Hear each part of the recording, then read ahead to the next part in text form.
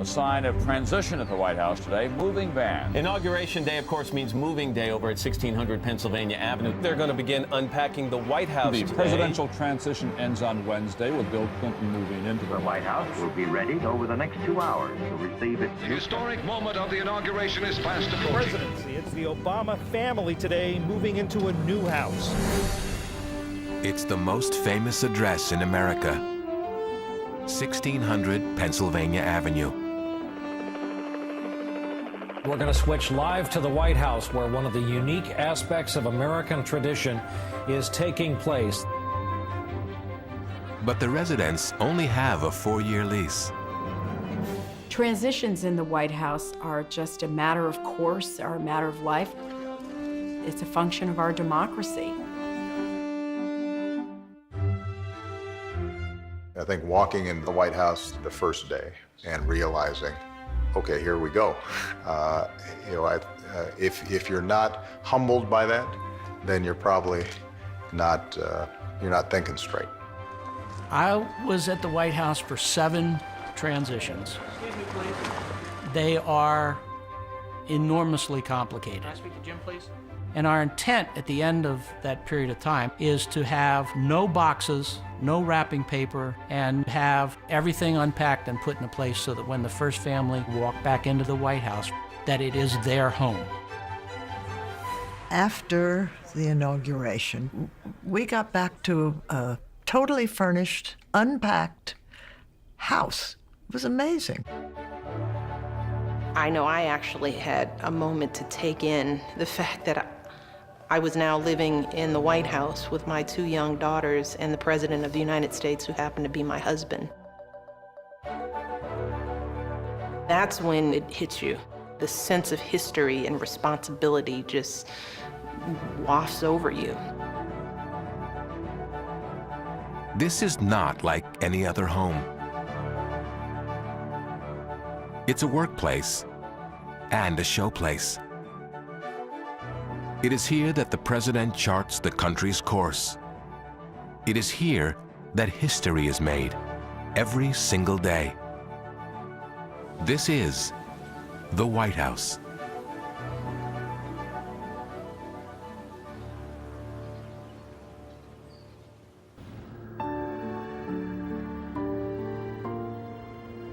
I went into the White House with a feeling of challenge and excitement because of the overwhelming history. Thomas Jefferson lived there. Lincoln met in a small room that became one of my favorites. And I would study at night in what Harry Truman has used as his office. So I was filled with admiration for the history of my country and the history of the White House. Ask not what your country can do for you. Ask what you can do for your country. We are a united people, pledged to maintaining a political system which guarantees individual liberty. Whatever America hopes to bring to pass in the world must first come to pass in the heart of America. The only thing we have to fear is fear itself. My fellow Americans, our long national nightmare is over. An idea infused with the conviction that America's heroic journey must go forever upward. The American dream endures. We must once again have full faith in our country. I will lead, and I will do the best I can. Of unity, diversity, and generosity, shared and written together. Thank you, and God bless the United States of America.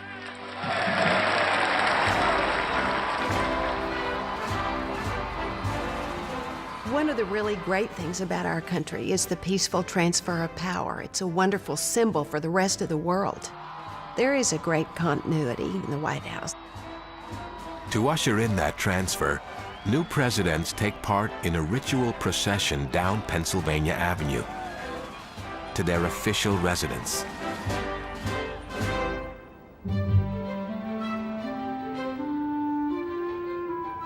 It was the first president, George Washington, who undertook the construction of an executive mansion in a brand new capital city. Its location was important to him. It was more or less the center of the country. George Washington didn't want the capital to be in the east, in New York or Philadelphia. So he approved the building this new city, and he set about getting it designed himself. President Washington laid the cornerstone for the house in October of 1792. And even today, the building reflects his vision. Many of the men hired to build it were Scottish immigrants and free African-American citizens. Every kind of race, creed, and color was involved in the building of that house, because laborers were hard to get and it was not high paid.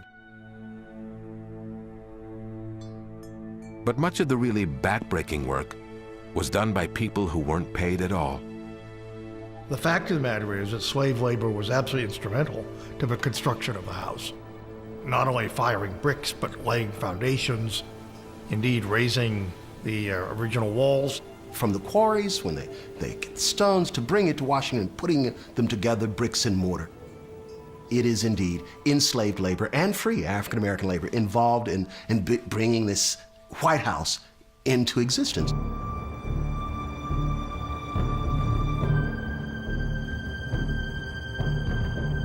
The building would take 17 years to complete. Washington himself would never have the chance to live here. It was an imposing structure. At the time, the largest residence in the country.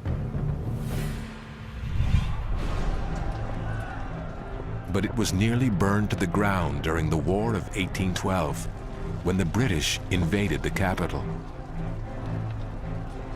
In the middle of the night, enemy troops threw flaming javelins through the windows. And then bang, and that set the attic on fire, which was wood with the joists and rafters and things, huge timbers.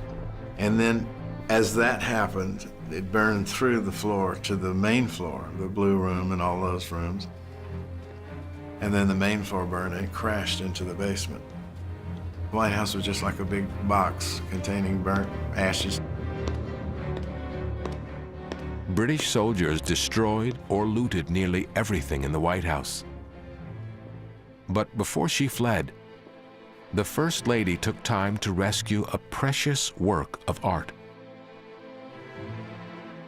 Dolly Madison said President Washington has to be saved, and they had to crack the frame open in order to take the canvas out on its stretcher, and it went off in a wagon to safety in the countryside and was restored to the White House after the rebuilding. So it's continuously hung in the house since the house opened in November 1800, and ever since, Dolly Madison has been given, the credit for being the great heroine of the War of 1812.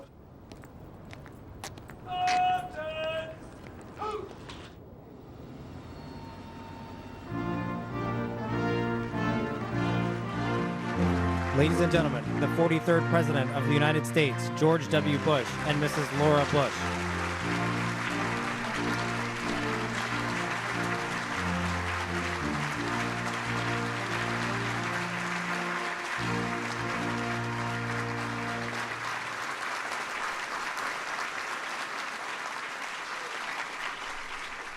I am pleased that my portrait brings an interesting symmetry to the White House collection. It now starts and ends with a George W.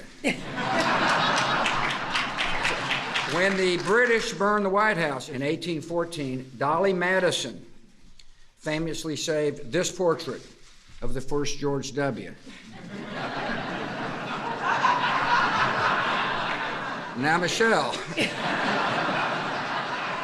if anything happens,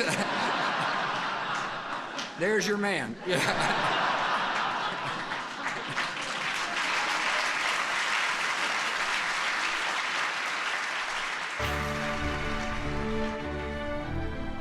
When they come back for the final set, they're coming through Palm. Correct. Ground floor and the public staircase. Okay, terrific. It is an intricate structure.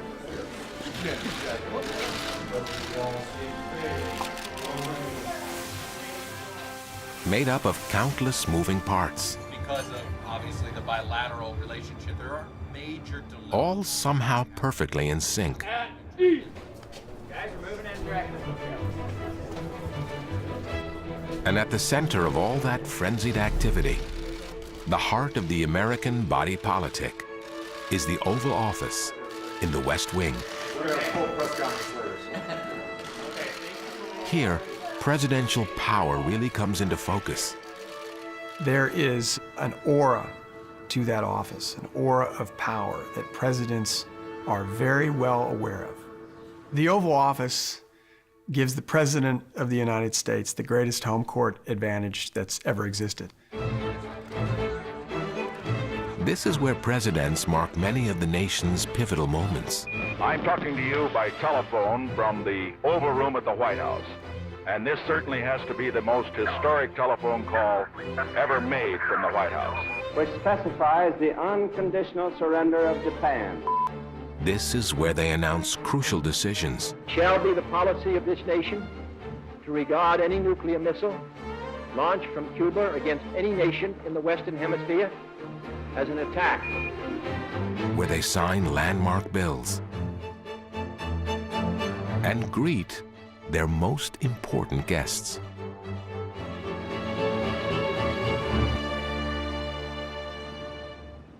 For the first 100 years of White House history, there was no Oval Office and no West Wing. Presidents worked wherever they could find a convenient space.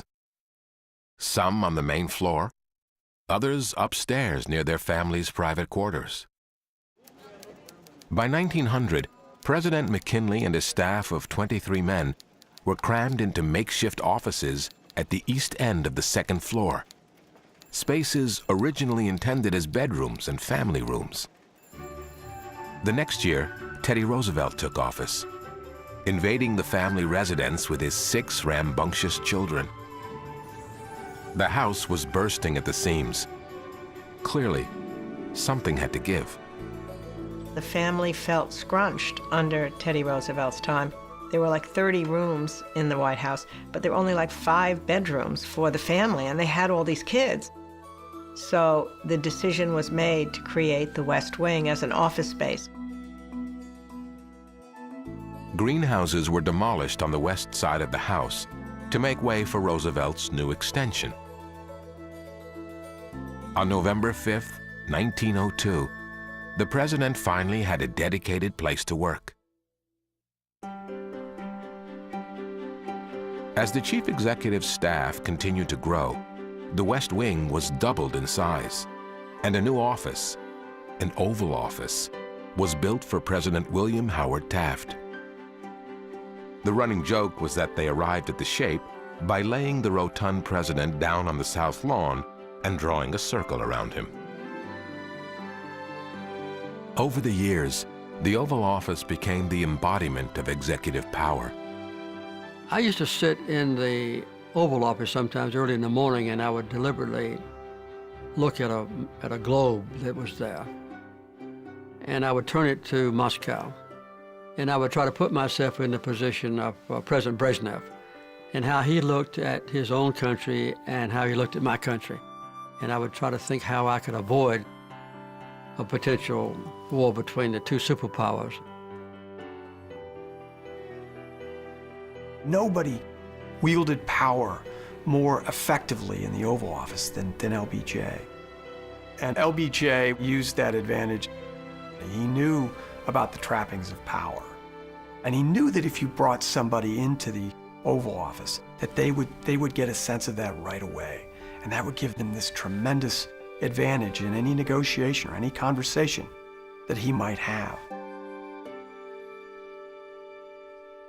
You're being invited in and seduced, and you're getting some good information, and you're also getting some spin. It's the Oval Office. You know you're there.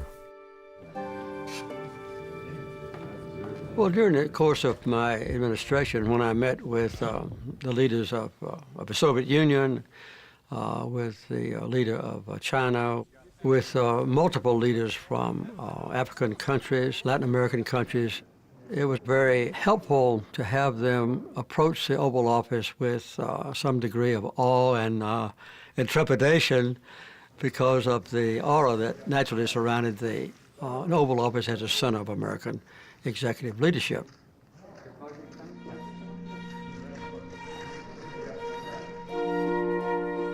Here in the Oval Office, presidents steer the nation's course from behind the historic Resolute desk. It was a gift from Queen Victoria to President Rutherford B. Hayes in 1880. Crafted from timbers salvaged from a British naval vessel, HMS Resolute. At this desk, wars have been launched, peace has been hammered out, conflicts averted. Major legislation that helped millions of people, and in some cases generations of people, have been forged. And so you appreciate the weight of it.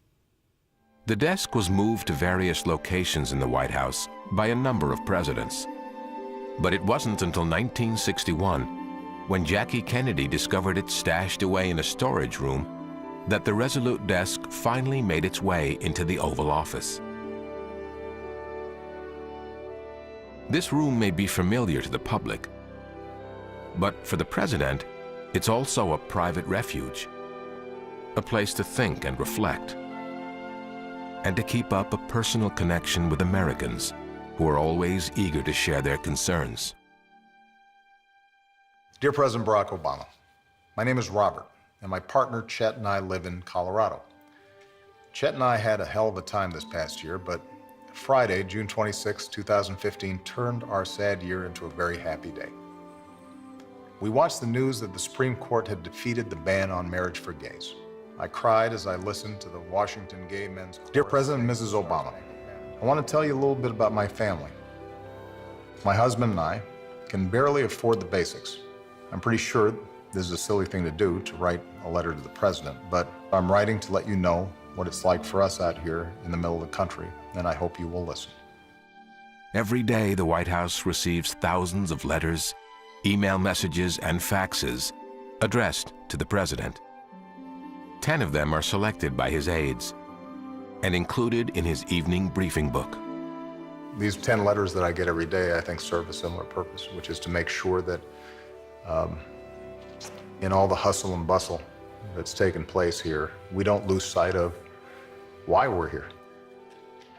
Dear Mr. President, I've been living the past few years with some health problems that are extremely expensive. My insurance has completely changed my life for the better. I want you to know I owe you a favor. I know it's very unlikely, but all you need to do is ask. Each president is trying to figure out his own way as to how to keep that link with the public alive. And letters, I think, are one of the means, because people just will write into their president as if they're writing to a friend sometimes. Dear Sir, will you excuse my daring to address you and enclosing this petition for my eldest son? Don't, dear Mr. Lincoln, refuse to listen to a widowed mother's prayer. Dear Mr. President, I am 6 years old. When I was little, I had infantile paralysis. My right arm is in a brace. My left foot is better since my operation. I like to see your pictures. I like to hear stories about you. Jimmy Stone. It was the idea that you can feel that you can actually write to the White House and the president will respond. It is a way for me to stay in touch. I've said before that occupying this chair is the great privilege of my life, and probably the greatest privilege that any citizen can have, to serve the entire country for a short span of time.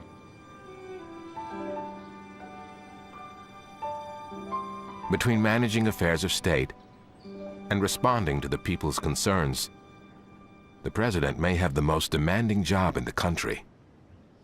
But you can't beat the commute. From the West Wing, it's a short trip down the hall and upstairs to the place they call home, the official residence. Here they can escape the spotlight and try to live a normal life. My parents actually brought some of their furniture from Alexandria to the White House.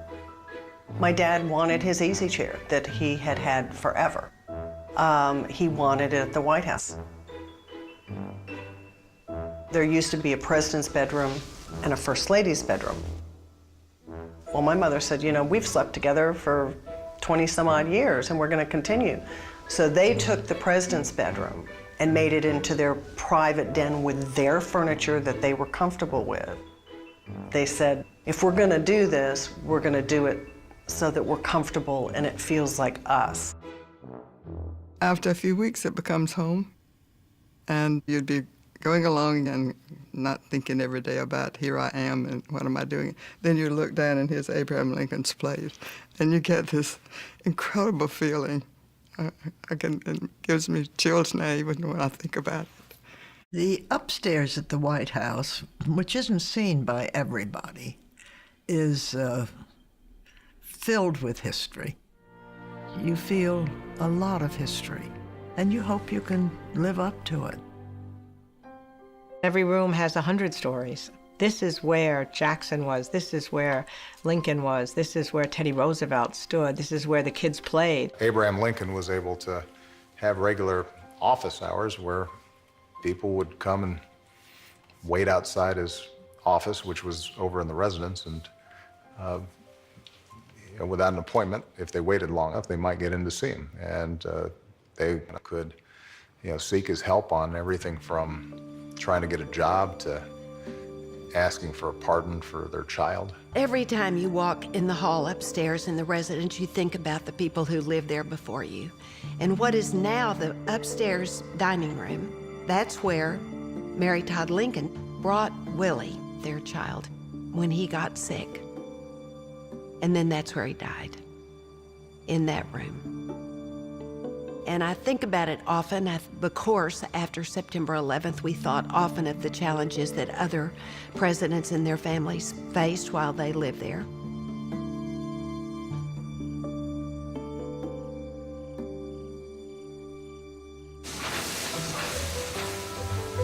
Behind the scenes, keeping everything running in good times and bad, is the household staff. A bevy of cooks and ushers, housekeepers and butlers, gardeners and groundskeepers. Yeah, first thing I'd like to do is just if you could roll out the red carpet so I can see that. And one person is responsible for keeping it all in sync. The chief usher. I have a team of 100 employees. Our schedule is primarily driven and directed by the schedule of the President and the First Lady. Angela Reed is only the 9th chief usher, and she's the first woman to hold the job since it was established more than 120 years ago. Will you take the green room? Absolutely. And then we'll be ready for the guests to walk up the steps and come in for the receiving line. As head of the household staff, she is in charge of day-to-day operations, All right, so let's take a walk down to the flower shop. making sure that the First family's personal and public lives run smoothly. We're in the heart of the house. This is an area rarely seen by regular visitors to the house, and this is where the employees, our ladies and gentlemen, really get the work done. So this is the heartbeat of the house, so to speak. Yeah. It's lunchtime. The resident staff at the White House is just so key to the First family having a good experience of living over the store. Whether that means making your favorite birthday cake or having a special dinner in the family dining room. So press comes in, they're preset at 5:30. There are days when we have a jam-packed schedule, when things are changing on the fly. They're in North Portico, but when they come back for the final set, they're coming through Palm. We work in a very fluid environment. Okay, terrific. I don't think there are any 2 days that are alike. I haven't had those 2 days yet since I've been on board. The photo line is over. I see Vaughn and George over there, so I guess they're responsible for tonight, Absolutely. right? Every day is different because of what goes on in the country and the world. So one day it could be a state visit, the next day it could be a kids' luncheon, or it could be a press conference, it could be a bill signing, it could be just simply personal activities that the family will engage in. In an era of scorched earth partisanship, when many people at the White House invariably become associated with one party or the other, it's hard to appreciate just how non-political, how discreet, and how intimate the relationship between the permanent staff and the impermanent residents. The resident staff is well respected by First families for their incredible tight-lipped behavior. As far as, seeing and knowing and never sharing, we serve every family equally, regardless of the politics. The presidency and the White House is what we are defending vigorously. These are people who, I don't worry about what I look like early in the morning. I don't necessarily worry about whether my teeth are brushed or, it's like you can really completely let your hair down with this group of people who are here to take care of you. They make you feel like you can trust them unconditionally. When I interviewed people for jobs at the White House, when they came open, and it wasn't very often, but when it did occur, one of the first things I asked them was not about the job, was I asked them if they could protect the President and First Lady's privacy. That was a primary consideration before I even talked about whether they could cut a piece of wood as a carpenter or serve a dinner at the table. One's there. I got two. And A big part of the staff's job is to keep the president and his family on an even keel. After all, even the President of the United States has good days and bad days. We'll see them looking a little bit down and concerned due to situations in the national or the world order here. But for us as resident staff there, we're just there to make them as comfortable as possible and make that time as easygoing for them. And so when they come home for dinner at night, if it'd be 7 or 8 o'clock at night, they're just very happy to be sitting down and have a nice hot plate of food. I'm gonna have to go.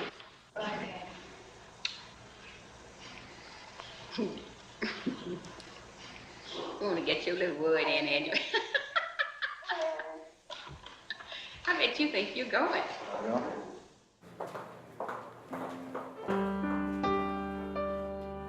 Sometimes as I walk around the house, I do pause and reflect on the historical events that may have taken place in that particular place where I'm standing or walking through at that moment in time. So it continues to be surreal.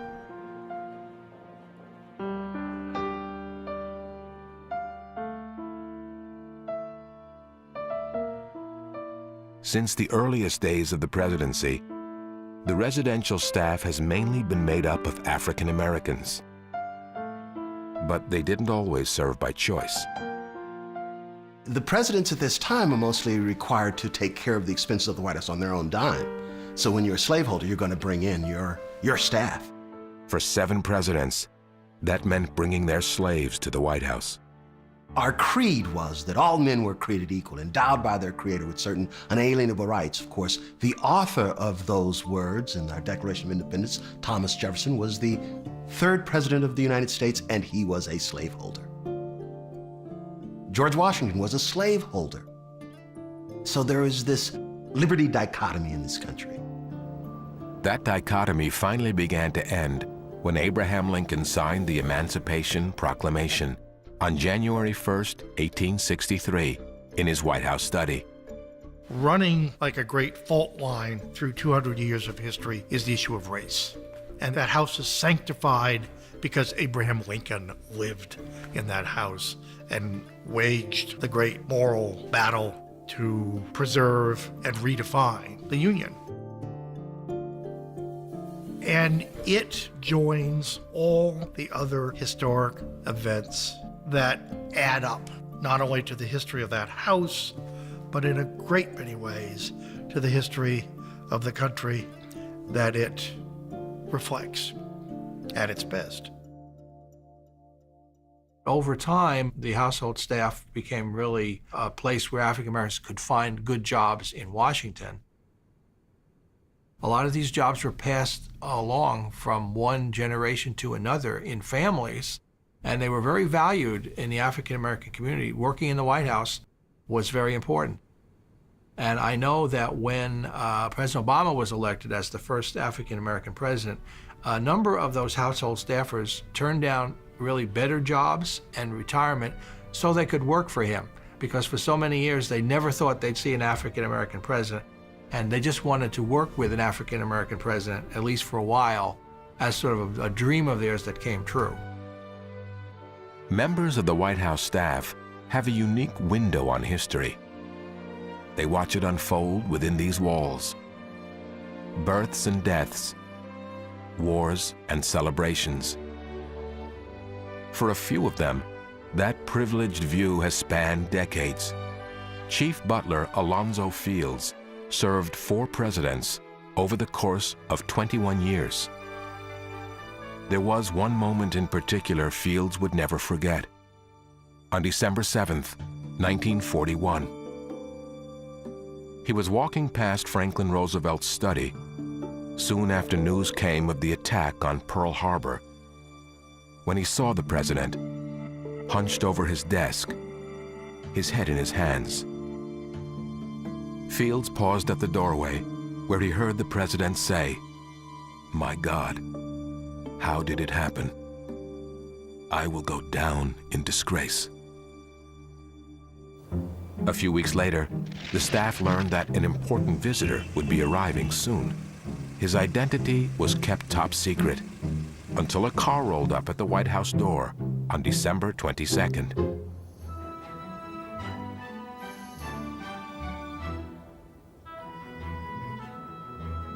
The one time I would love to have been there, just in the corner, is this winter that Winston Churchill came and spent Christmas with Franklin Roosevelt.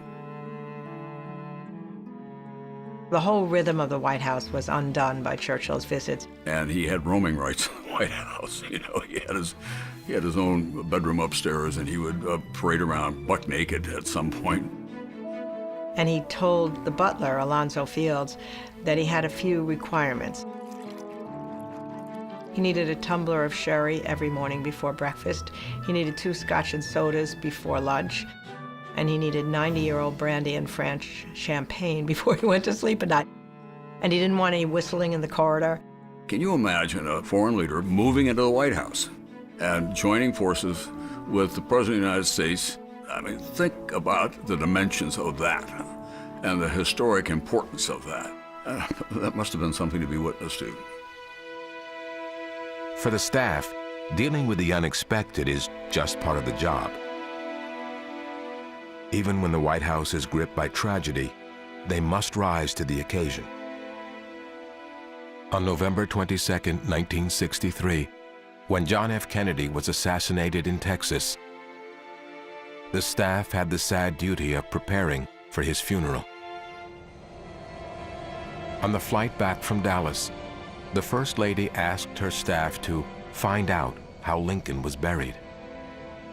Mrs. Kennedy's secretary, Mary Gallagher, called and said Mrs. Kennedy wants the funeral as much like the Lincoln funeral as possible. Staffers found the old plans in the National Archives. And in a vault in the basement of the Capitol, they discovered a rectangular platform made of rough pine boards, believed to be the catafalque on which Lincoln's coffin had rested while he lay in state.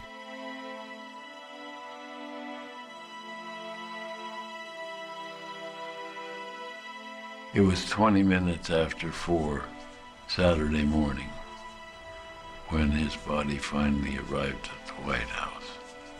And I wondered what I would say when Mrs. Kennedy got to the elevator. And as she came around the corner, our eyes met, and I knew I didn't have to say a word. It was difficult. It still is so vivid in my memory. Her coming around the corner, and still with the pink blood-stained suit on, it was rough to take and something you'll never forget.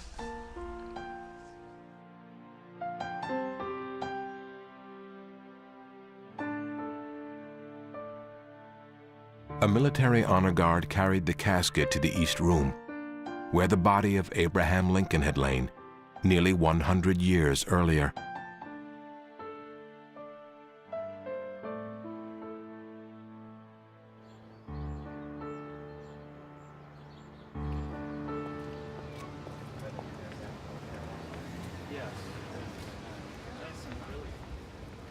The ties between the military and the White House run deep.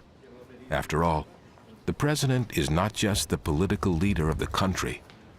He's also the commander-in-chief. Today, Sergeant Kyle White and his family are visiting the White House, where he'll receive the nation's highest military award, the Medal of Honor.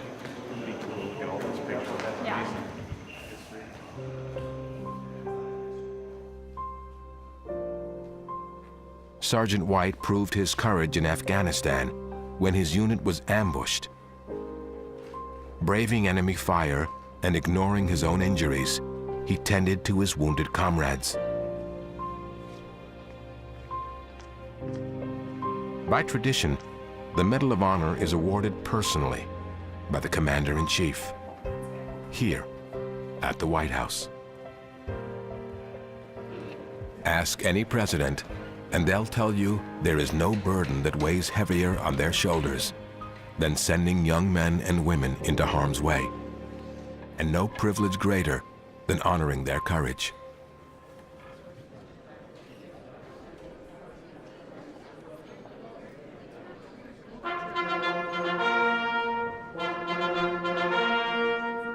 Ladies and gentlemen, the President of the United States, accompanied by Medal of Honor recipient, Sergeant Kyle White.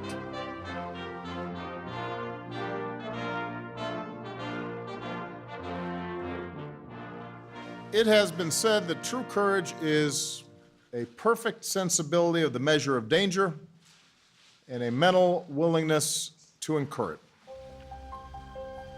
The men and women of our armed forces have known the measure of danger that comes with military service. But they have displayed a selfless willingness to incur it by volunteering to keep us all safe.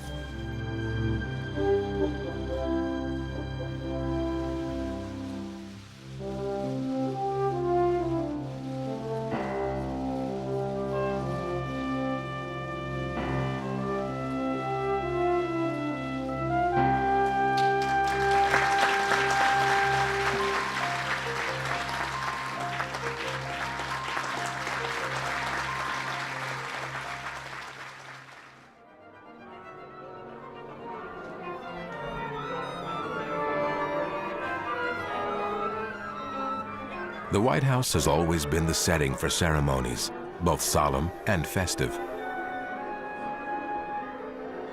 For every president, special occasions are celebrated as a welcome break from the day-to-day routine. Back when John and Abigail Adams lived here, they brightened their still unfinished home with a reception and formal dinner.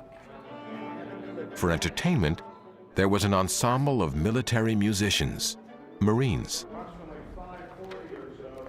And the Marine Band has performed at White House functions ever since, which is why they're called the President's Own.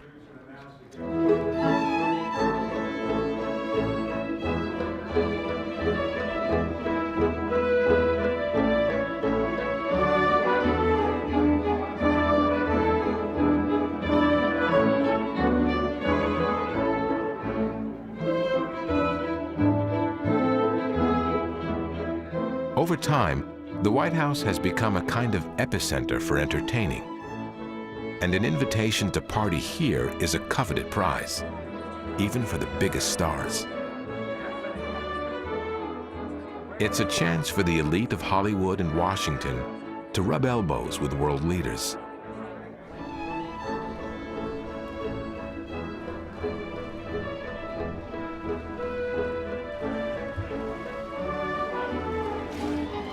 President Ufule-Boigny, his wife, arrive at the White House for a state dinner given in their honor by President and Mrs. Kennedy.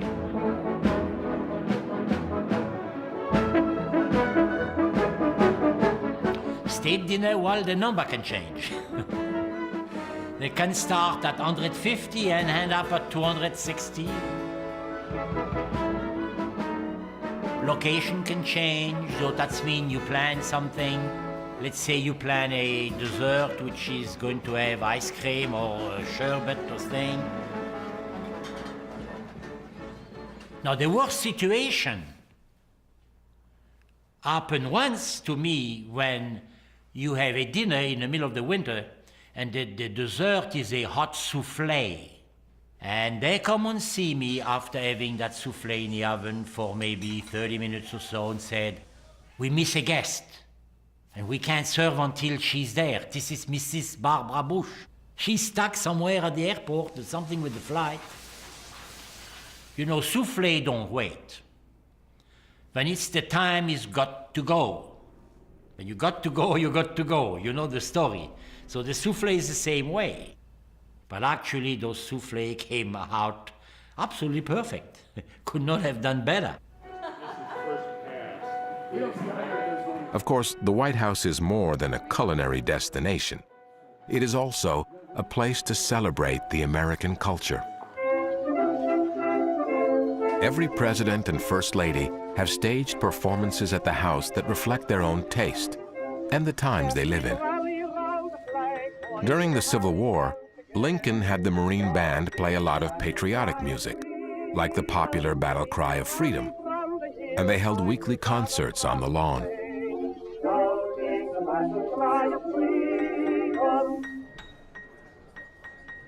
President Hayes's taste ran more toward opera, and one of his musical evenings in 1878 featured soprano Marie Salika, the first African-American singer to entertain at the White House. John F. Kennedy and First Lady Jackie Kennedy opened the house to the nation's finest artists with performances of opera, ballet, Shakespeare, and legendary musicians like Pablo Casals.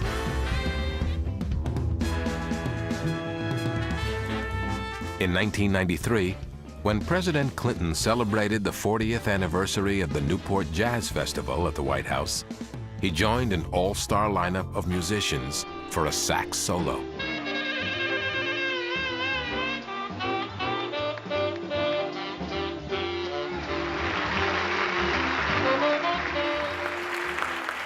In the East Room, the White House staff preps for an evening performance, the same room where First Lady Abigail Adams hung her clothes out to dry. I hope everybody's in the spirit tonight. There's some church. The White House.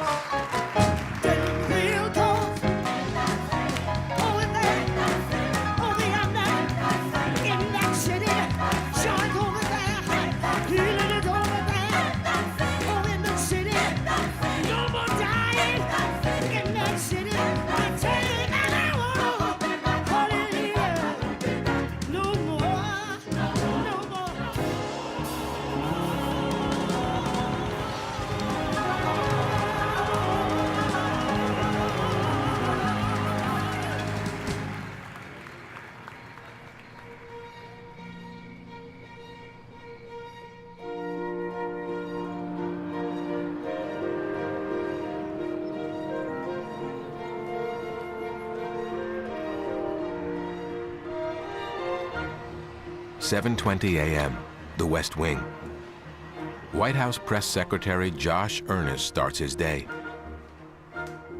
Good morning. Hey, Josh. Knowing that you are 40 or 50 feet down the hall from the Oval Office and the President of the United States is a pretty awesome feeling. What's happening?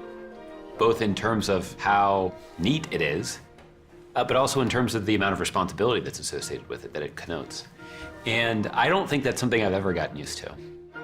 Part of Josh Earnest's responsibility is to inform and manage the White House press corps. A gaggle of reporters from assorted print, radio, TV, and digital outlets. Bob, make sure the They gather every day, here in the briefing room, to learn whatever they can about the president's day-to-day activities and major policy decisions. You are there when the president is making big announcements, meeting with world leaders. You're just a few feet away and down the hall from where momentous decisions are being made. The idea that in the middle of the world's greatest country and the greatest democracy in the history, there's a central place, and you get to go there every day and see what the President of the United States is planning to do about the big issues before you. What more would you want as a reporter? There wasn't a day when I covered the White House where I wasn't amazed that I was walking into that building every day. Afghanistan is still a dangerous place, and sure enough... You never lose the sense that you're in the middle of it all. I call it sitting on the front row of history. $175 billion in new tax benefits. How would he spend that money? He would give money to the middle class. It's easier to describe the creation of the universe than to describe the relationships between the press and the White House. That complex relationship is nothing new. The press has always had an intense interest in what the president is doing and what he's thinking. But reporters haven't always been so welcome in the White House. In the 1800s, many presidents preferred to keep the press at arm's length. That finally began to change around the turn of the 20th century. Legend has it that one day, President Theodore Roosevelt spotted a group of reporters standing in the rain outside the White House, and he invited them in. Reporters had worked in the White House before, but it was Roosevelt who gave them their own room in the West Wing. In the 1930s, another President Roosevelt, Franklin, enlarged the press office. FDR enjoyed chatting with the press and often invited them into the Oval Office. Sometimes, though, he asked them to keep his comments off the record, and they complied. The press room was in the West Wing, in a corner office, and there were guys with hats sitting in the lobby, smoking cigarettes, and the press room had a large rectangular table in it with manual typewriters on it and phone booths on 2 walls. And people were always moving quickly in all directions, and there was always a crisis to be settled.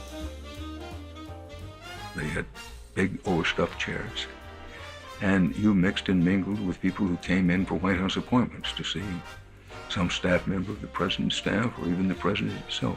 The press secretary's office was right off of the reception area of the West Wing. Small office. Access to the president was frequent, and there was a lot of it. Motion picture cameras joined newspaper reporters for a historic presidential press conference. With the advent of television, the press had new tools to cover the White House, and the president had no choice but to cooperate. In 1955, Dwight Eisenhower agreed to hold the first televised news conference. Well, I see we're trying a new experiment this morning. I hope it doesn't prove to be a disturbing influence. Television provided presidents a powerful way to reach the public, but it demanded new skills. A conversation with the President of the United States. Last evening in his office, Mr. Kennedy looked back at the first 2 years. John F. Kennedy understood the political value of TV, and he knew how to use it to get his message across and cultivate his image. He even invited reporters into the Oval Office for an informal, primetime interview. I would say that the problems are more difficult than I imagined them to be. The responsibilities placed in the United States are greater than I imagined them to be. I think in some ways, John F. Kennedy changed things for the press. He made press events these wonderful spectacles. They were prime time events. The American people looked forward to a John F. Kennedy press event in the same way that we look forward to Game of Thrones. There were these wonderful happenings. Kennedy's successor took press relations to a whole new level. President Johnson had decided early on that he wanted to give maximum access. Johnson had absolutely no boundary between work and private life. Go into his office, have an ongoing question and answer conversation with him, up close and personal. And Lyndon Johnson also gave the press access to the living quarters of the White House. If he wanted to continue a conversation and he's walking down the corridor and he wants to go into his bedroom, come and take a nap, you come in and you sit down on the bed and you talk to him, which is not a normal way that private public behavior is boundaried. But part of that was that he was the most colorful human being that any of us who knew him have ever known. It was not unusual for President Johnson to say to his press secretary, "Get that SOB in here. I want to shank his ass right away." And you'd be hauled into the president. The president would get nose to nose of you and say, "What the hell are you doing to me, boy?" I mean, when he was in high spirits in the White House would reverberate with high spirits. When he was in a grumpy mood or sad or angry, it pervaded the White House. If Kennedy and Johnson were famous for their casual, even chummy relations with the press, the next administration took quite a different approach.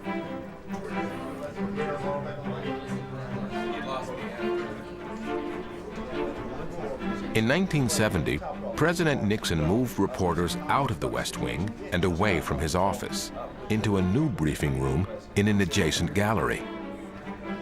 And just under this room lies a forgotten piece of White House history. Now we're going downstairs into the swimming pool. Swimming pool is right underneath us. The briefing room was built over top of the swimming pool, and just want to show you some of the nice things that have gone on down there. For Franklin Roosevelt, stricken by polio, a daily swim was therapeutic. The president had the White House laundry room converted into an indoor swimming pool. Its location in the West Gallery, between the residence and the West Wing, gave Roosevelt and his successors a convenient place to escape and relax. President Truman used it regularly and was known to swim laps with his glasses on. First Lady Jackie Kennedy found the pool room drab and uninviting. Murals were commissioned to add a touch of the tropics. Her husband, JFK, had grown up on the water, and he loved to swim, often in the buff. Lyndon Johnson was inclined to call a break right in the middle of important meetings and order everyone to join him in the pool for a mandatory swim. Watch your step. Welcome to the swimming pool underneath the briefing room. We have miles and miles of fiber optic cable, and this is how all the TV stations, radio stations, what have you, get all their information out, and they also get information into the White House. All the guts of the TV stations, radio stations is kept right here. Most people who have come into the briefing room have come down here into the swimming pool to sign the wall. And we have, thousands upon thousands of signatures down here. If you look around, you'll see all these signatures all over the walls and even on the floor. As for the pool itself, it's now only a memory. The briefing room was built over top of the swimming pool when Nixon got tired of the press pool being in the lobby of the West Wing. So what happened is he said, you know what, we're not using that pool, we'll cover it over and we'll put them in that area and they can stay away from me. Hello. George, on that thing we were discussing this morning, I wanted to be sure that you got off Nixon White House staff made it clear right from the beginning that they viewed the press as hostile and dangerous to the political health of the president. That's enough. The press is the enemy. They didn't want the press on the White House grounds, in the White House itself, even in West Wing. It was, get these so-and-sos out of my sight, out of my hair. We're not going to have them hanging out in the West Wing of the White House, that's for damn sure. So we were, in effect, in a corral. Couldn't move out of it without strict permission, and permission was extremely hard to come by. For a few minutes, Even now, decades after Nixon, the press remains penned in its corral. We are part of the woodwork here, part of the furnishings, but we don't have the run of the place. We are confined to the White House press room and the press secretary's office area. To go anywhere else, we need to have an escort. So we're free to move around here and to move on and off the grounds, but not elsewhere on the grounds. How is it to cover the White House? It is the most exciting beat in the world. You are on the front line of history. On the other hand, you don't have great access. You're behind the door. Today, with the 24/7 news cycle, presidents, first ladies, the family, they come into our homes more than ever. The White House is figuratively, if not literally, ringed with satellite dishes, everyone primed to communicate the latest utterance to come from the House. Good news, Andrea. The president didn't have trouble with his free throws this time as he's done in years past. There could be, in the immortal words of Mae West, too much of a good thing. I remember Mike McCurry, Clinton's press secretary, telling me that he felt that he was going to have a press secretary for the daytime and the nighttime because the cycle never stopped. Well, now, you know, on that basis, you need a press secretary for every 5 minutes because the news is flowing all the time. People sometimes like to say, boy, you really got beat up by the White House press corps that day, or boy, there seems to be a lot of tension between the White House and the press corps. And my response to that is, if there weren't a little tension between the White House press corps and the press office, then one of us wouldn't be doing our job.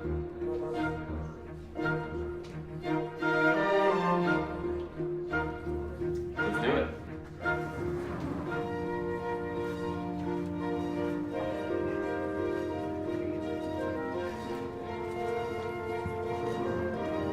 Good afternoon, everybody.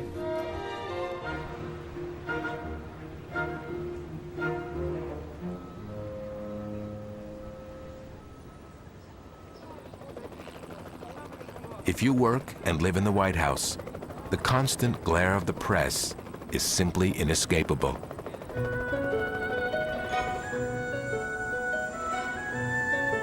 And that's true not only for the President and First Lady, but for their children, too.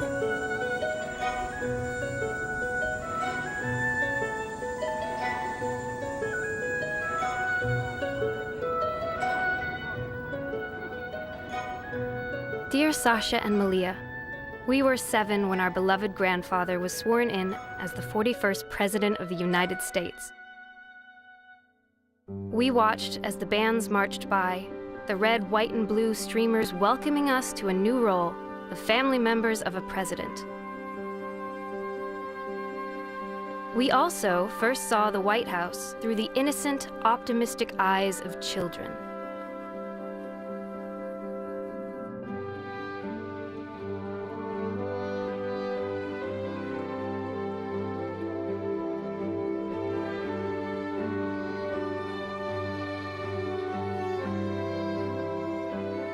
For the children, and even the grandchildren of American presidents, the White House is not just a place of pomp and politics. It's a place to play, to learn, to grow up. And unlike most kids, they have to do it all in the public eye. It's very difficult, I think, to be under that glare because you know that anything you do is going to reflect on your parents. And my mother said, don't do anything that you don't want to see on the front pages of the New York Times. They've come from someplace where they can be out in the open on their own, and now they're in a fishbowl. Well, this was my home. When we were little, coming to visit your grandparents at the White House is unbelievably magical. It's an unbelievable house to live in. It's just unbelievable. What better place to celebrate those special occasions at the heart of childhood memories? Are you a big guy? We would come during the holidays. So we would come when it was decked out with trees and smelled unbelievable, and all of our cousins were here.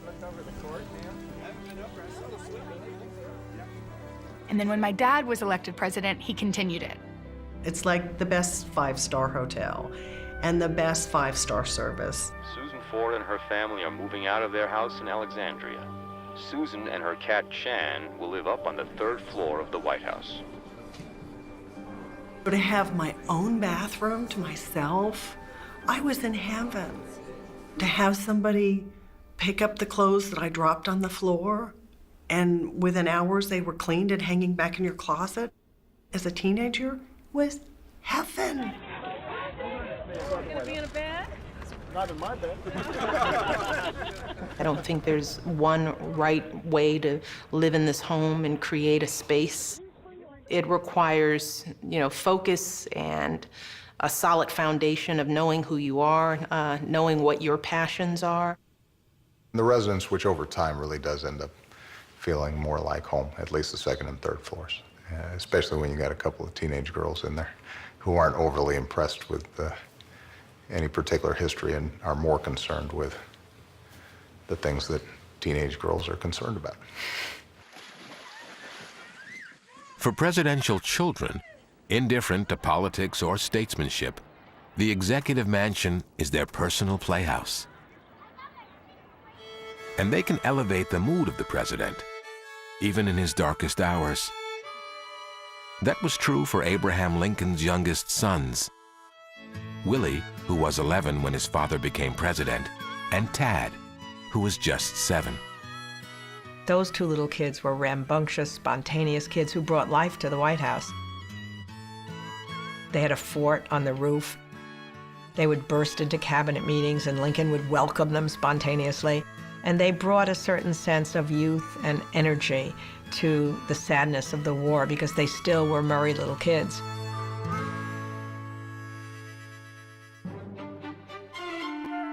Surely no group of children created more mayhem in the White House than Teddy Roosevelt's brood of 6.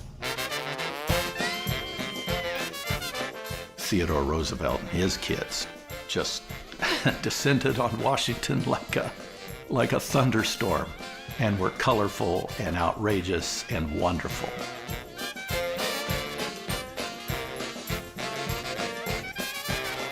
The Roosevelt family loved animals, and they had a menagerie of dogs, birds, guinea pigs, snakes, rabbits, badgers, a one-legged rooster, even a small bear named Jonathan Edwards.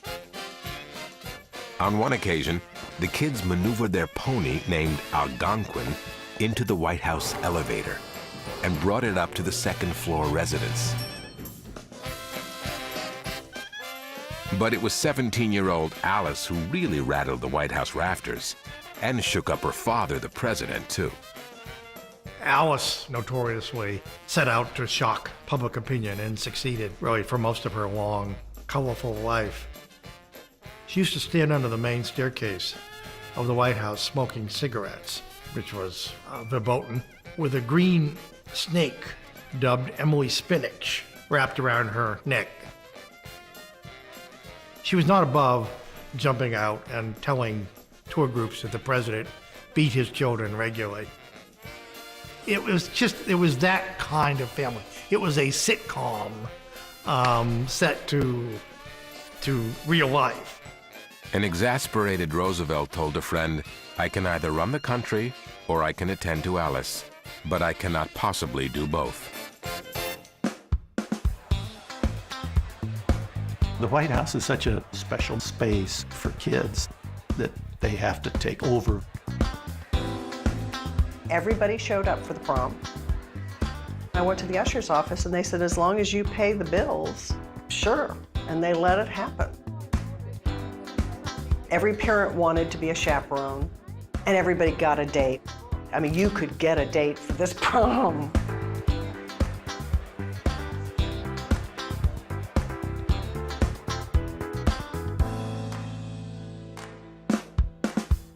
Presidential kids are really no different from most other kids. They always manage to make their presence felt. Margaret, how do you like the Secret Service men following you around on tour? Well, they follow me on tour, but they don't go with me on my dates. One of the butlers that is caught Amy's roller skating in the East Room. And I said, well, she shouldn't be doing that. She didn't do it with my permission, but I found out later that she was with her friends. Once President Clinton said that I can deal with Bosnia, I can deal with Saddam Hussein, but I'm not sure if I'm ready to deal with a teenager. The amazing thing about the White House is we see families grow and evolve. And that's true for the children in the White House. You have presidential children that, talking of rites of passage, walking down that grand staircase in their bridal gown, getting married in the White House.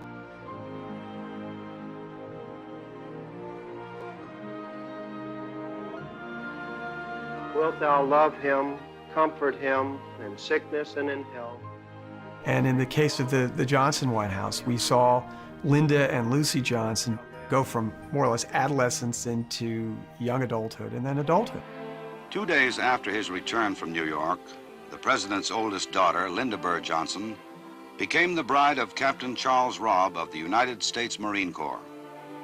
Historically, it was the first White House wedding in 53 years.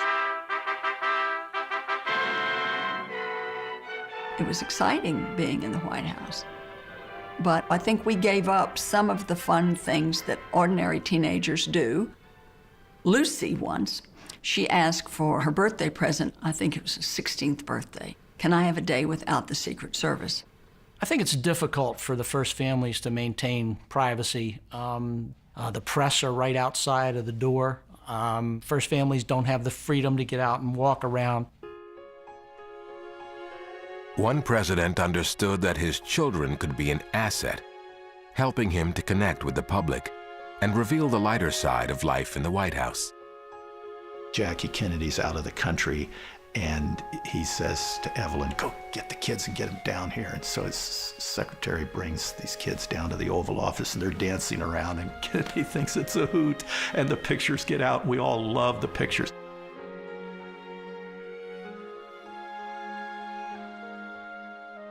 That would never have happened if Jackie Kennedy had been home, because she didn't want her children in the pictures and in the photographs.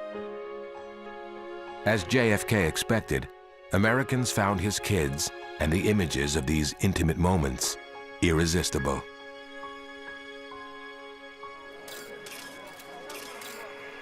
But the press doesn't always portray presidential children in a sympathetic light, especially when their behavior goes beyond mere mischief.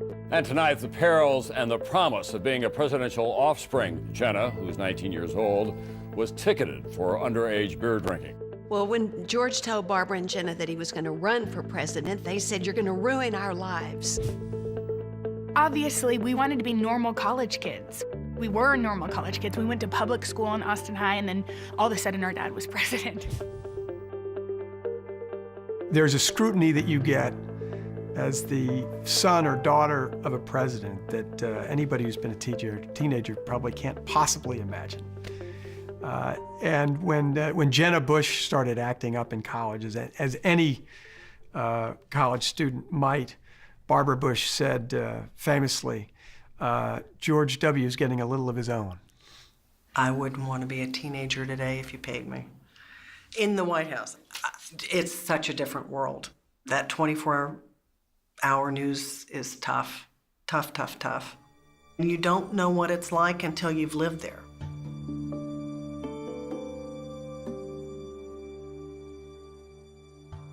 Well, the hardest part for any family member, really, is watching their parent or parents characterized in a way that they know they're not. Our girls wrote a letter to Malia and Sasha because they were worried about those girls. They wanted to protect them. They wanted to make sure they knew that they didn't need to worry about their father being criticized. Watching them get critiqued was hard, and we wrote a letter to Sasha and Malia, because that was the one thing I think we learned, is that, you know who they are, and always remind them who they are.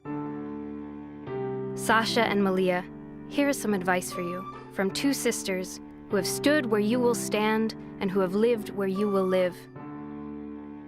Surround yourself with loyal friends. They'll protect and calm you and join in on some of the fun and appreciate the history. Slide down the banister of the solarium, have swimming parties, and play sardines on the White House lawn. Cherish your animals, because sometimes you'll need the quiet comfort only animals can provide. It is a fabulously magical place to live. But surprisingly, it wasn't that difficult making it a home. Because as I tell my girls, and Barack and I talk about this all the time, home is what you make it. And it's really the spirit that you bring to the place that makes it home.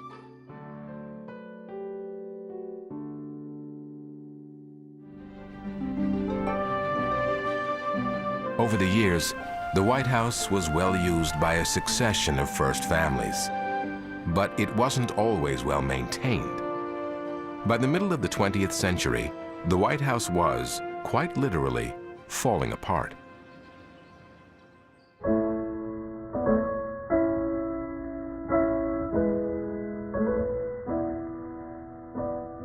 In 1948, President Truman's daughter Margaret was playing the piano upstairs in the private quarters when, to her horror, the leg of her piano punched through the floor to the family dining room below. Truman had inherited an aging and decrepit White House. More than 150 years of wear and tear and haphazard renovations had left the structure riddled with cracked plaster, rotting floors, and faulty wiring. The engineering report was bleak. The house was too dangerous to live in. One inspector told the president it was staying up from force of habit only. Some suggested tearing down the White House and rebuilding it from scratch. There were all sorts of reasons, practical reasons, to demolish this old house before it fell down and replace it with a modern, efficient substitute. To his everlasting credit, Harry Truman, who had a great sense of history, said no. After months of planning, construction work began in late 1949. The project was scheduled to take 2 years and cost $5.5 million. Of course, like all renovations, in the end it would take a lot longer, 3 years instead of 2, and it would go way over budget. The interior of the house was completely gutted, down to the studs, but Truman insisted on preserving the building's original exterior walls. He saw them as a crucial link to the past and a symbol of the American spirit of resilience. They built a steel frame inside the 4 walls, which were about all that really remained. Interestingly enough, much of the lumber that was taken out of the house, President Truman found ways to preserve it. It was turned into paneling in a number of rooms in the house. And while they were gutting the house, Truman made his daily inspection. He liked building a lot. And so he went to a door, a basement door, and they were gonna knock it down and make it wide enough for a bulldozer and a dump truck to go through. And he said, no, I won't have it. So they had to take the dump truck and the bulldozer apart and reconstruct them inside, and then dug their basement. He was very resolute in saving the house that George Washington had built.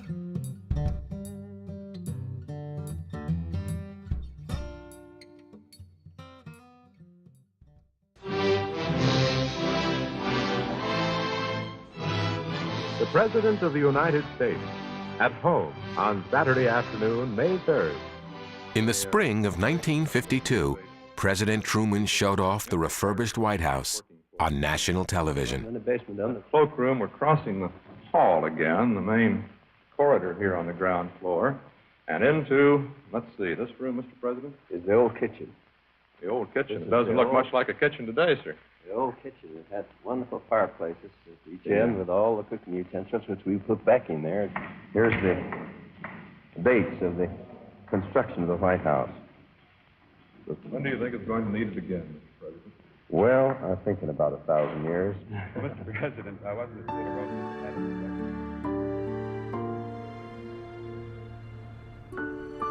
The White House may have been structurally sound at last, but another resident would bring her own sense of history and her discriminating eye to the building's furnishings. Jacqueline Kennedy had toured the White House as a child, and she remembered feeling strangely let down by what she saw. she had the same reaction when she moved into the house in 1961. It was decorated in a random mix of periods and styles without any unifying vision or plan. "It looks like it's been furnished by discount stores," she complained. "There is no trace of the past." She wasn't far off.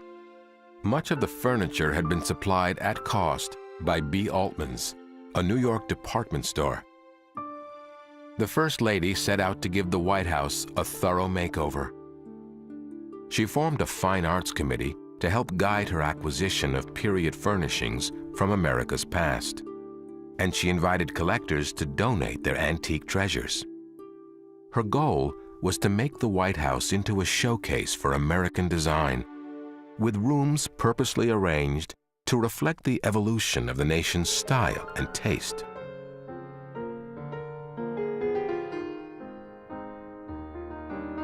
Mrs. Kennedy, I want to thank you for On February 14, 1962, Jackie Kennedy, as ever soft-spoken but poised and charming, opened her home to the American public in prime time. Because I think this house will always grow and should.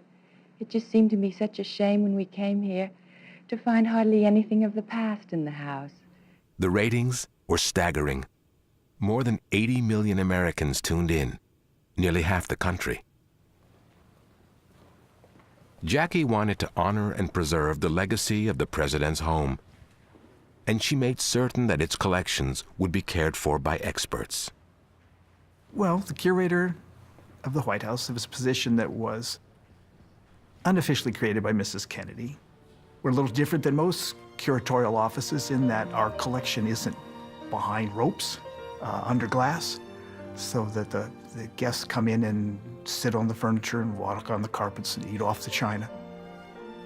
I think it's that idea that we let people go into rooms where the president does his job, and how unusual that is. He was in here last night. It was a dinner. He sat here and talked to the visiting head of state. It's not some ceremonial wing where the king or the queen is living in the other 500 rooms down the block. This is it, and these are the rooms. You know, there's that place that just connotes America.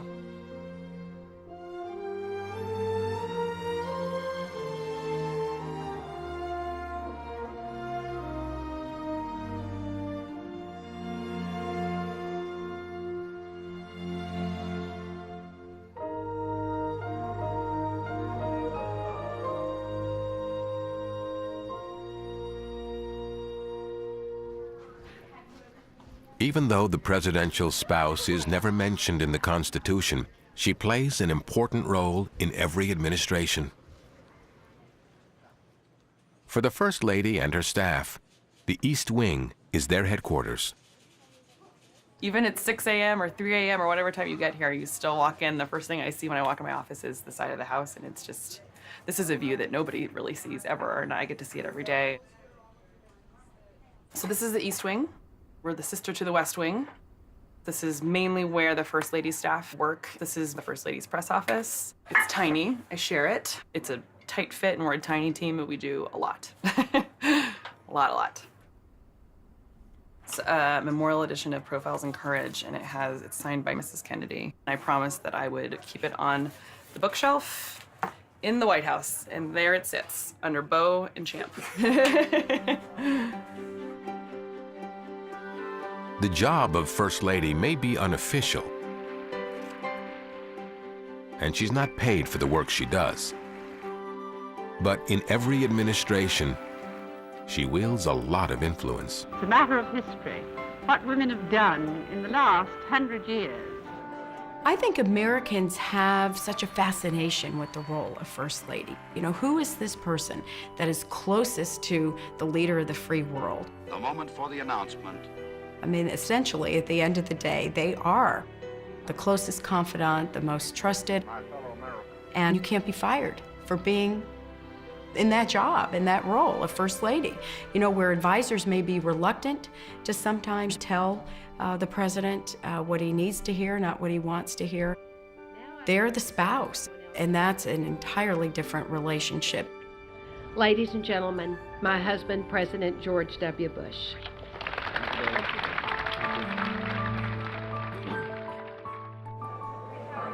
Well, there are many parts about what the First Lady does that are traditional, that First Ladies have done since the very beginning, and a lot of it has to do with being the hostess at the White House, planning the state dinners, hosting the state dinners, reading to the children the Christmas story the night before Christmas, all of the things that First Ladies have done from generation to generation. But First Ladies have always done a lot more. We just don't really always give the First Ladies that much credit.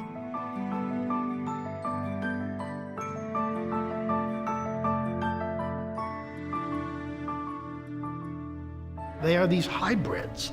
They walk a multitude of tightropes. They are subject to criticism, much of it unjust, for their clothes or their furnishings or their children. Betty Ford's comments about premarital sex have stirred up reaction from London to Manila. There's no doubt they are exploited for political advantage. What about China? What are you going to take to China to wear? I haven't figured that out yet. I'm more interested in what I'm going to see when I get there than what I'm going to wear. Is it fair, or am I being indiscreet? Well, the role of First Lady is constantly evolving. Every person that is the occupant of that position defines it the way that they want it to be. First ladies didn't always have that kind of freedom and flexibility. And they didn't always relish their position as mistress of the president's house. Martha Washington wrote to a friend, "I think I am more like a state prisoner than anything else." By the 1930s, one First Lady was ready to liberate herself and use her position in a very public way.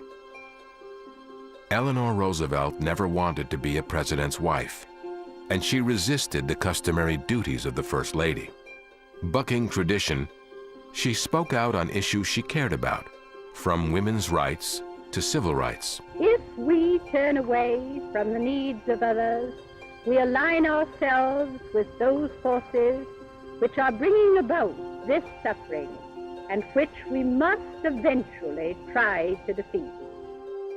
She became the most powerful First Lady probably ever. She changed the ceremonial role of the First Lady in 1,000 ways. At a time when women were still barred from White House press conferences, Eleanor defied the rules by holding her own, just for female reporters. It created an entire generation of female journalists because publishers had to hire their first female journalist in order to go to Eleanor's press conferences.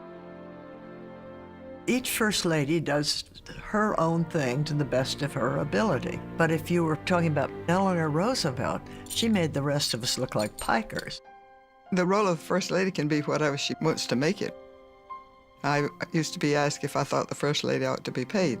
The First Lady is going to be paid, she's going to have a job description.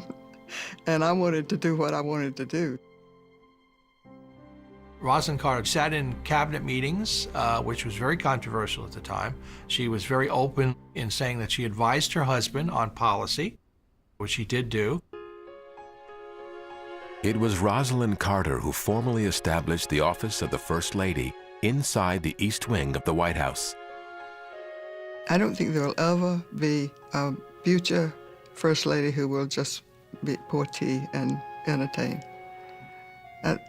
It's such a wonderful bully pulpit, I call it. I mean, such a wonderful place to be, to pursue any interest that you have. If I were giving advice to a new spouse or First Lady, what are we going to call him? First man? Anyway, first gentleman, maybe. But if I were giving advice, I would say enjoy it. Take advantage of all the wonderful opportunities you do have to help others. The role of First Lady is unique to everyone who occupies it. I don't think there's any one right or wrong way to approach it. For me, I've tried to focus on the things that I truly care about. One of the things we've tried to do, Barack and I, since we've been here, is to make this house as open as we possibly can make it to the people of this country. Getting young people here for events There's absolutely no reason why we can't get nutritious food into every school in this country that kids will actually enjoy. You guys remind me of that every single day. Where they get to come see the china and taste the food, because the notion is these kids don't get to see the White House in that way. It's just a big white facade, but do they ever get to walk through the doors? I can't wait to see what you guys accomplish. You all are pretty amazing young people. So enjoy.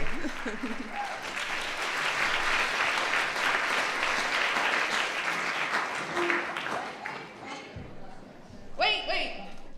We have a special guest. Another person who likes this event just as much as me, who never gets invited to sit down, is the President of the United States.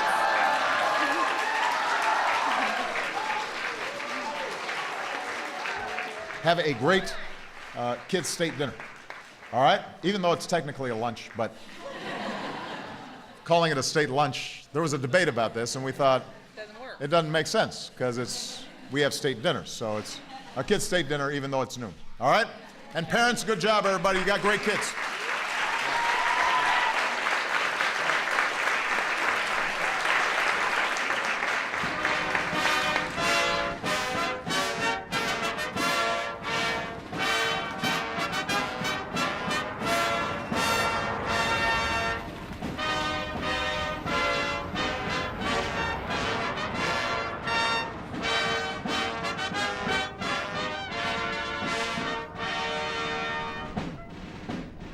For Americans of every age, a visit to the White House is a special event. But this house is also a symbol to the rest of the world of the might and majesty of the United States.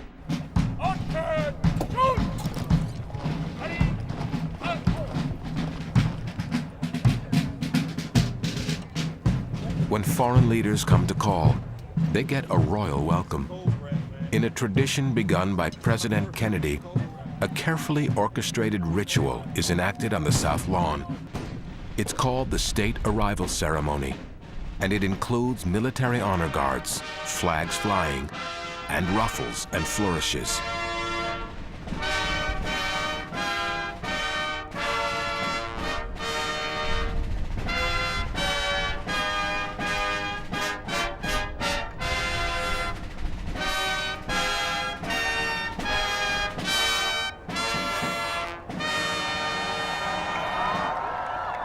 The White House may sometimes take on the trappings of a palace, but to Americans, this is a democratic palace. After all, it doesn't really belong to the president. It belongs to the people. In the very beginning, the era of Washington and Jefferson and the early presidents, the feeling was that the White House was the people's house. In those days, from Washington's time forward, for many years, people felt, the presidents felt, that people should just be able to walk in and see their president. And walk in they did. It's a White House tradition, making the public feel at home inside the executive mansion. In the 19th century, ordinary citizens might be invited to take tea with the president and first lady, or enjoy a picnic on the White House lawn. They can't do that anymore. But still, they keep on coming. Around 11,000 people take the official White House tour every week. Maintaining that open-door policy isn't always easy.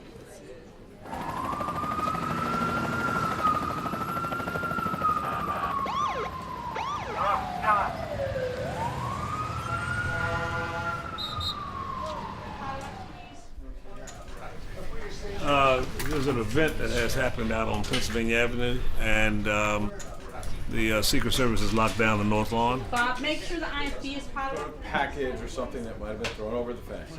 So no civilian is allowed out there. Only people out there are Secret Service, Park Police. They're working to clear whatever problem is. Usually it's a backpack, but you never know. You never know.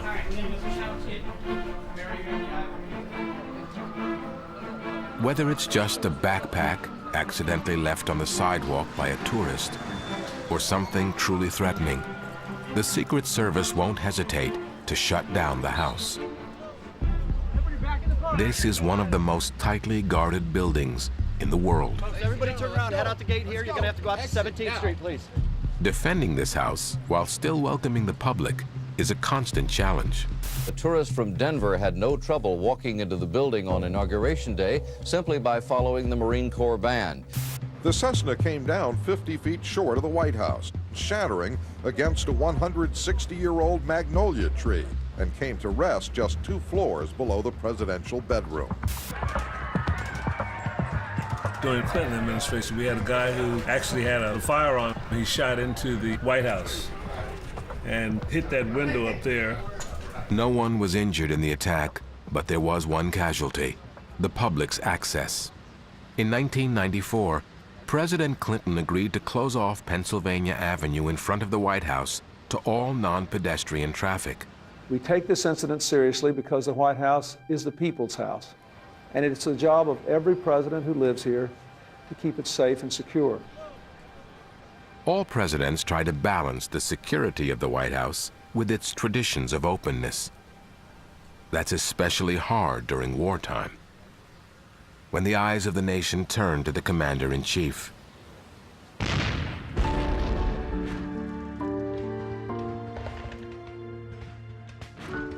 In April 1861, Abraham Lincoln stood at the window of his second-floor office and gazed across the Potomac, where Confederate flags fluttered in the breeze.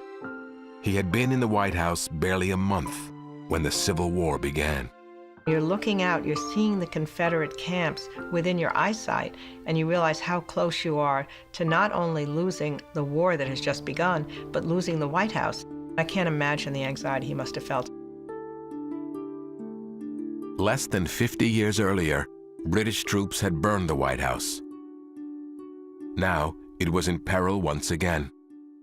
The Capitol was so vulnerable, it could have been taken had the Confederates chosen to launch an assault on the Capitol, and Lincoln knew that. Washington remained an easy target until Union troops arrived in force. Soldiers pitched camp right on the White House grounds and were even billeted inside the White House itself, in the East Room. "Thank God you have come," Lincoln told them, "for if you had not, Washington would have been in the hands of the rebels before morning." It would be 80 years before another president was forced to confront a grave threat to the White House. With the outbreak of World War II, President Roosevelt's aides quickly scrambled to protect him and his home. As soon as Pearl Harbor happened, the Secret Service came in telling Roosevelt that he had to camouflage the White House. They had to put black curtains on the windows. No longer could people just come into the White House. No more people feeding squirrels on the White House lawn. And he accepted a few of those things. They created the sentry boxes at that time. But he refused the camouflage on the roof. He said that we have to be an emblem that we are still strong, and that this White House has to remain America's iconic structure.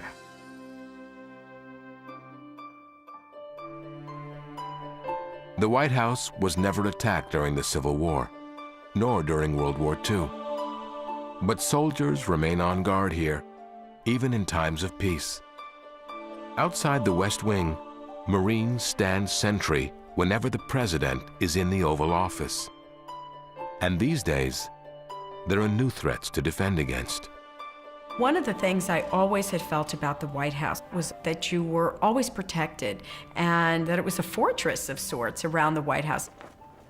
And so on 9/11, everything changed.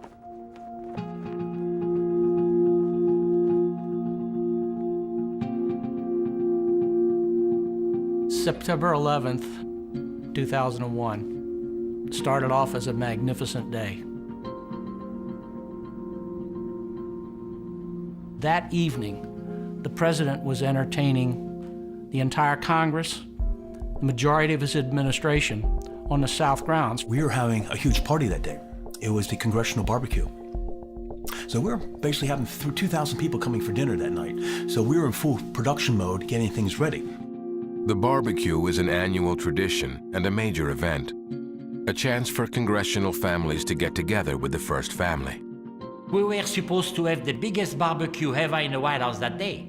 So on that day, I was like many other people in the White House, busy getting ready for the barbecue. We had 170 or 80 picnic tables on the South grounds. We had a stage set up.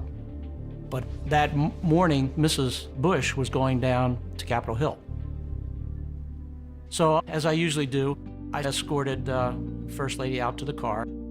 Just as I got in the car that morning to drive to the Capitol, my Secret Service agent leaned over to me and said, "A plane has just flown into the World Trade Center." And as I walked in to my office, my assistant said, "Look at the television." And as I looked up at the television, I saw a plane fly in to a building.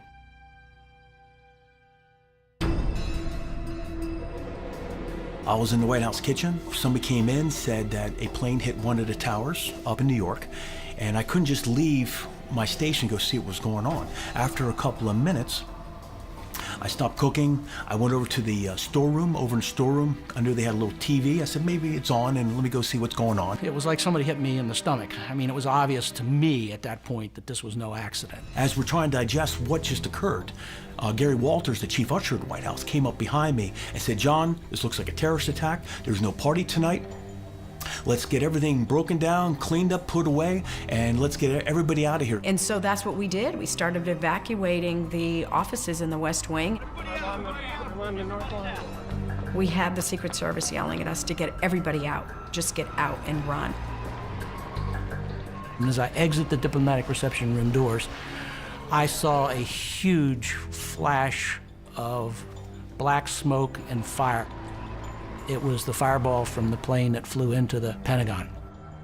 The head chef came running back into the kitchen and said, "The Pentagon just got hit. We could be next. Evacuate." A young lady who worked for the Usher's office at the White House grabbed me, saying, "Roland, get out, get out. Goes as far as you can.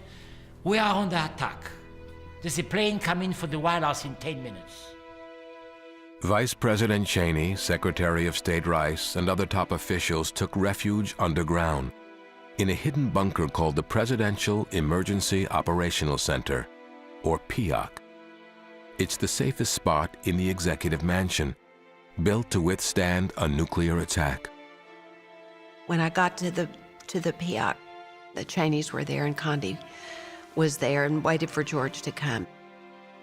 And that's when I started to realize the duty that had fallen on George to lead our country through this dark shadow. In spite of the risk, Chief Usher Gary Walters and a few members of his staff remained on the job, outside in the open. We spent the next 7 hours on the South grounds, moving picnic tables, moving things out of the way. One of the things that I turned to in my own mind on 9/11 was the role that the White House plays in disasters, wars. People have a tendency to turn to the White House. And I knew that the president wasn't going to be satisfied talking from a bunker somewhere or away from the White House. And that's why we put the effort that we did into cleaning up the South grounds so that that helicopter could land there. That was what the American people were used to seeing, presidential helicopter coming in, and the president was going to address the nation from the Oval Office. At 7 o'clock that evening, after crisscrossing the country on Air Force One, the president returned to the White House to deal with the crisis and reassure the public. None of us will ever forget this day, yet we go forward to defend freedom and all that is good and just in our world. There's nothing any more powerful than the president addressing the nation from the Oval Office. And in times of crisis, I think that's something that people can fall back on. There is some kind of normalcy from the White House, from the president. The White House is a symbol. I mean, I don't know how else to put it. It is a symbol of our American heritage.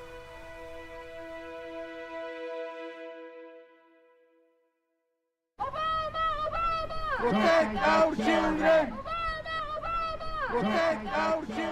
In spite of concerns about security, there's another American tradition that can't be denied. Not even here in front of the White House. Citizens are free to make their voices heard within earshot of the Oval Office. To demand that our president We saw protests all the time. And it's not just anti-war protests, but it's many different kinds of protests, of people calling on the president to do something. And if you come to Washington, you can get as close to our executive mansion and as just about any other country in the world. It is an accessible place, some would argue too accessible. The White House has always been a magnet for protesters. But no one was ready for the scale of the demonstrations protesting the Vietnam War. We know that most people's intentions are good. We don't question their motives. We've never said they're unpatriotic, although they say some pretty ugly things about us. We believe very strongly in preserving the right to differ in this country and the right to dissent. And if I have done a good job of anything since I've been president, is to ensure that there are plenty of dissenters. Even behind the walls of the White House, the president could not ignore the outcry against a war many believed was unjust. They would exercise their rights to protest, and they did stand right outside our window across in Lafayette Square and say some things that were very hurtful. As the war dragged on, so did the protests. Late at night, President Johnson would retreat to the Situation Room, a secure command center in the basement of the West Wing. There, he would wait for the teletype machines to print reports from the battlefield half a world away, including the latest body counts. He had two sons-in-law who were in Vietnam during the height of his presidency, when he was waging a war in that country. It was very, very personal for LBJ. As a White House correspondent, and not I alone, frequently think what it must have been like to pull back the curtains, look out, see on the street, hear people shouting, see the signs. And as he sees protesters across the street and he's looking out at these signs, hey, hey, LBJ, how many kids did you kill today?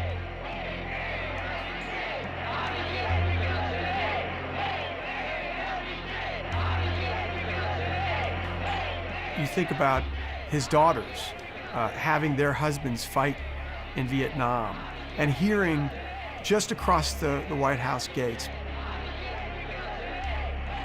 And it was constant trumping. It wasn't just one day, every day, almost every night.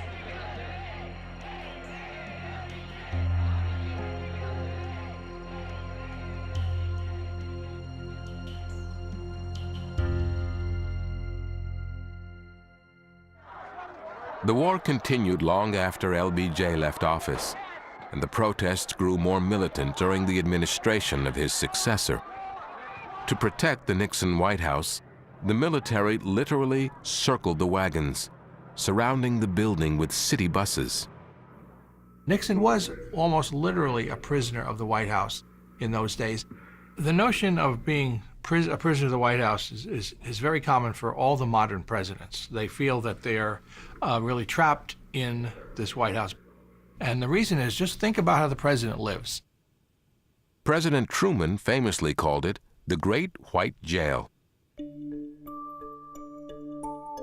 In a letter to his daughter, he lamented, "This old place cracks and pops all night long, and you can well imagine that old Jackson or Andy Johnson or some other ghost is walking.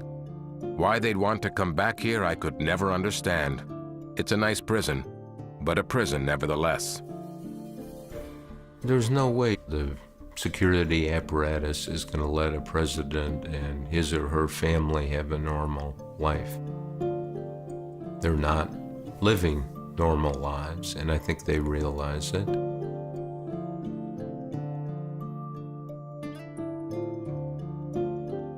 presidents fight so hard to get in the White House, and then once they're there, they're desperate to get out of the place.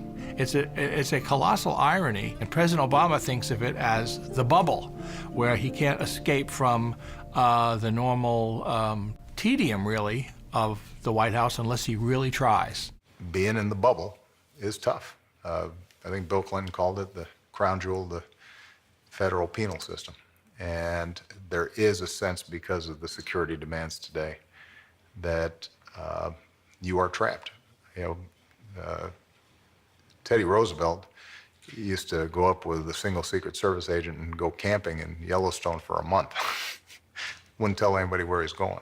FDR might go sailing up the coast to Nova Scotia in the middle of World War II, and Harry Truman used to take daily walks outside. Yeah, you gotta catch folks by surprise. Can't be regular, can't be routine.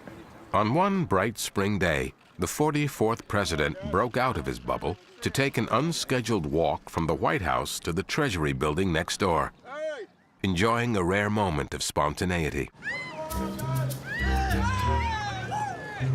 How's business? What's your name? My name is Han. Good to see you. That was my mother's name. You having a good visit? Thank you. How are you? Sorry to mess up your run. It's okay. Good to see you. You guys were right in the middle of it. What's your names? Cora. You're Cora? How old are you, Cora? It's good to be out. The bear is loose. You won't. Give me a hug. Can we get a picture? Yes, come on. Oh, Pat, do you want one too? Come on, Pat. I'll get it. He'll take it. He'll take it. You're trying to go home, and here I am messing you up. All right.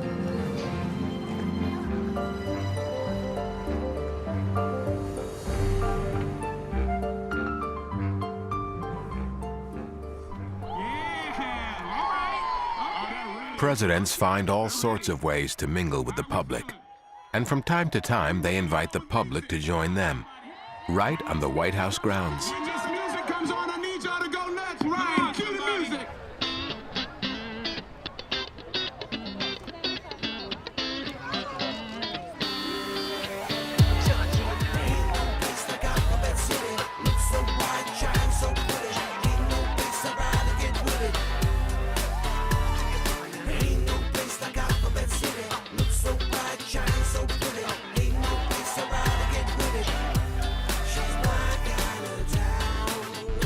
One of the oldest White House traditions is the Easter egg roll, dating back to 1878. It's also the biggest annual event on the South Lawn.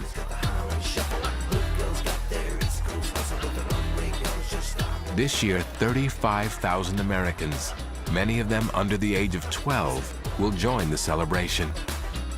Each administration likes to give the tradition its own unique spin. This First Lady is using the event to publicize her Let's Move campaign, promoting health and fitness for kids.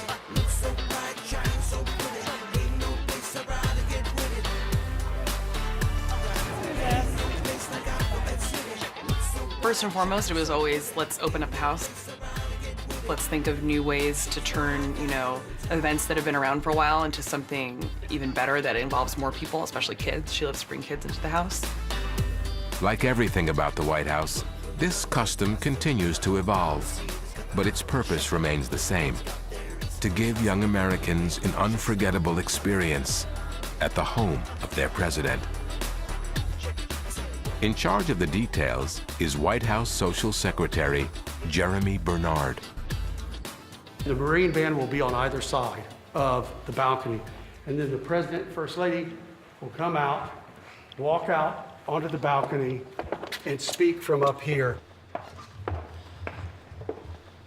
Hello, how are you? Good morning. How are you Welcome doing? back. Yeah, well, thank you very much. Good to see you. It's good to be back. Good to be back. So you were here in 2009? Yeah, I was the first bunny, yes. You were the first, wow. Yes, and what an experience. It's a little spooky, I think, for the kids to see the Easter Bunny with its head off. Yes, yeah, we are. Well, we'll fix that. That won't happen outside. Yeah, right. Yes. Exactly. Thank you. You bet. Thank you very much.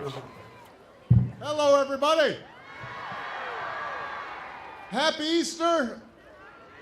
We are so blessed to have this beautiful day and to have so many friends in our backyard.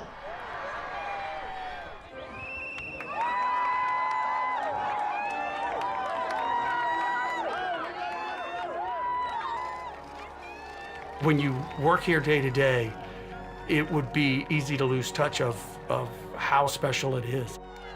Except when you see people come in, whether it's for a tour or a dinner or an Easter egg roll, how excited people are to be here. For a casual visitor or a two-term president, there is just something about the White House that always inspires awe. This is a living, breathing house that is changing every year, every minute. In this fragmented, internet-driven, snarky age, we still have need of collectively experiencing history as it is being made. When you go to Washington, you see dozens of people on the street with their backs against the fence and the White House as the backdrop, and somebody's taking a picture of them and they're waving, as if it's their backyard. People still feel like this is the place we want to go, to be connected to one another, connected to this moment in history, connected to our president, and connected to our country. When the crowds leave, this is still a place where the nation's critical business is conducted, the base of operations for the leader of the most powerful country on earth.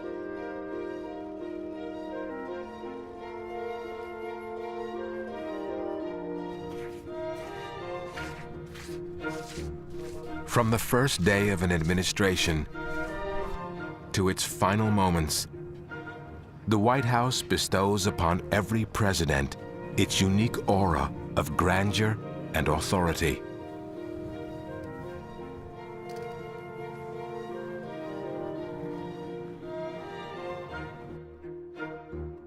The White House is the center of power in the United States. It's the symbol of our democracy. It's a symbol of who we are as a people. It goes beyond patriotism. It's bigger than party, it's bigger than president. The White House may be a hallowed place, whose walls ring with the echoes of American history, but at the same time, it is now, as it has always been, a home, on loan, from the nation to its leader, a leader who serves at the will of the people. In our United States of America, the occupant of the White House, the president, is not seen as a descendant of a sun god or some deity. He's another citizen who's been given the highest honor we can give him, to lead our country, but he's a person. Well, we were prepared to say goodbye, and the awful part was saying goodbye to the staff. And I remember George Haney, who later became the head butler, he said, "Mrs. Bush, presidents come and go. George Haney stays." And he did. I think what I actually will miss most, it has more to do with the people. From the landscapers who maintain the rose garden to 20-something-year-olds who prepared my packet of letters to my chief of staff and my cabinet. They understand the incredible privilege we all have in working here. And there's a sense of seriousness and responsibility and commitment that the place confers on you. And that never leaves you.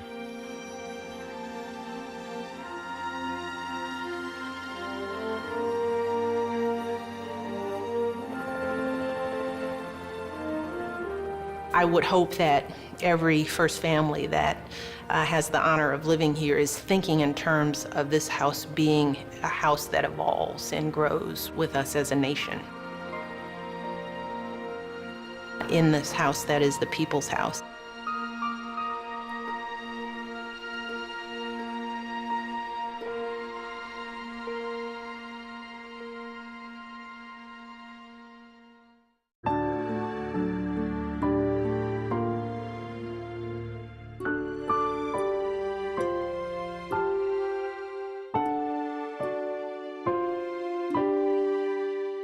The The White House Inside Story is available on DVD.